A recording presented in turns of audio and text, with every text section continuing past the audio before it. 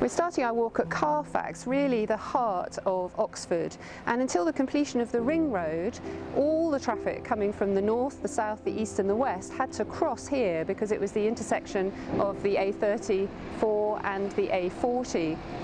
Later on, of course, traffic was removed from the High Street and from Cornmarket, but still it's a very, very busy traffic intersection here. But today, during lockdown, we've pretty much got it to ourselves. Carfax derives its name from the Latin quadrifucus, four-forked, or perhaps the French Norman quatre voies, meaning four ways. It's the meeting point of four ancient streets: Cornmarket, the High Street, St Aldate's and Queen Street. Thomas Hardy's Jude the Obscure described Carfax as having more history than the oldest college in the city, literally teeming, stratified with the shades of human groups who met here for tragedy, comedy, farce, real enactments of the intensest kind. The St Scholastica Day town gown riots, which raged for 3 days and claimed the lives of at least 6 students and an unknown number of townsmen, began here at the Swindlestock Tavern on the 10th of February 1355. And indeed there are many pleasurable details to see here. Have you ever noticed this fine brass bas-relief above the gateway of what was the entrance into St Martin's churchyard? It shows St Martin tearing his cloak to give part of it to a beggar. And here on the northeast corner, Lloyd's Bank, whose entranceway is decorated by this beautiful beehive, which was originally Lloyd's logo. And this now defunct drinking fountain near the base of Carfax Tower was provided by timber merchant Alderman Tom Basson in 1923. St Aldate's was where Oxford's first Jewish community was established in the 11th century, and fishmongers plied their trade here, giving the street its name Fish Street. Probably the most important building on the street is the Town Hall. When it opened in 1897, it was described by one detractor as so funereal in aspect as to remind one of a dungeon. But stand up close and there are some delightful details. Have you ever noticed, for example, these elephants and these beavers on the lead downpipes on the St Aldate's facade?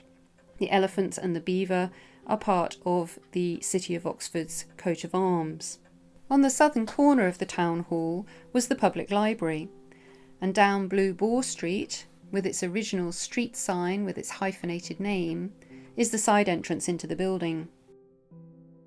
Cornmarket was known originally as Northgate Street, though corn was traded here from at least the early 16th century.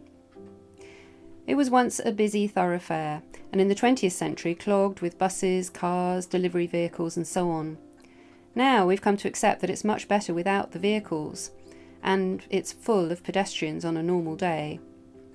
Many of the historic buildings which once lined this street have been lost, but if you look up above the modern shop fronts, you'll see that there are still some remaining old buildings. Here, numbers 38 to 42, for example, are 17th century. And, of course, the Saxon tower of the Church of St Michael at the North Gate, one of Oxford's oldest buildings, built around 1050, and once the entranceway into the city. And if you look up on the junction between Cornmarket and St Michael Street, you'll see this lamp bracket with a beautiful dragon finial at the end. This dates from around 1892, and it's one of the very first electric lamp brackets in Oxford, when electric lighting was first introduced to the city. St Giles is perhaps one of Oxford's most elegant streets. It's certainly the widest. Originally, the properties which lined it on either side had forecourts which extended towards the middle of the street, but these have long since been taken over for parking for cars. But freed of traffic and these parked cars, St Giles could become a world-class urban space for the enjoyment of all. At the northern end is the War Memorial, which commemorates men from both town and gown who fell in the 2 world wars. And at the southern end, the Martyrs' Memorial, a fantastic Gothic monument to the 3 famous Oxford martyrs. Beautiful buildings line the street on both sides, notably the Eagle and Child public house and the Lamb and Flag.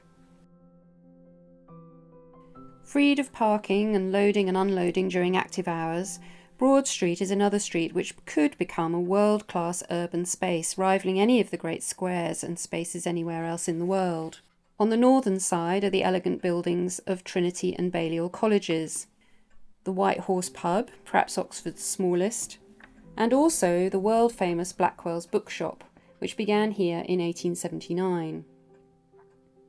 On the southern side, the Clarendon building was built in 1711 to the designs of the famous architect Nicholas Hawksmoor. It was built to house the Oxford University Press, which had previously occupied a large room over the ceiling of the Sheldonian Theatre. Now the Clarendon building houses the office of the Vice-Chancellor of the University. Further along, of course, the Sheldonian and the University's History of Science Museum, and then this charming row of shops, mainly built between 1700 and 1800, but on the plots of much earlier buildings. Most of them have very deep basements, in some cases even double basements, because they were built over what had been the city ditch. High up on the roof of Blackwell's art and poster shop, unnoticed by many people rushing past below, is a statue of a nude man by Anthony Gormley. This simple cross in the road surface at the western end of the street marks the spot where the 3 Oxford martyrs, Latimer, Cranmer and Ridley, were burned. The Oxford Council Acts book reproduces the accounts for Friday the 20th of March 1555, which include the cost of 100 wood faggots, 50 furze faggots, the carriage thereof, and the amounts paid to 2 labourers, presumably for building the pyre. Halliwell is one of the few remaining streets in Oxford with a medieval feel. All the buildings here are owned either by the university or by one or other of the colleges. Perhaps the most famous building here is the Halliwell Music Room. Started in 1742, it opened in 1748.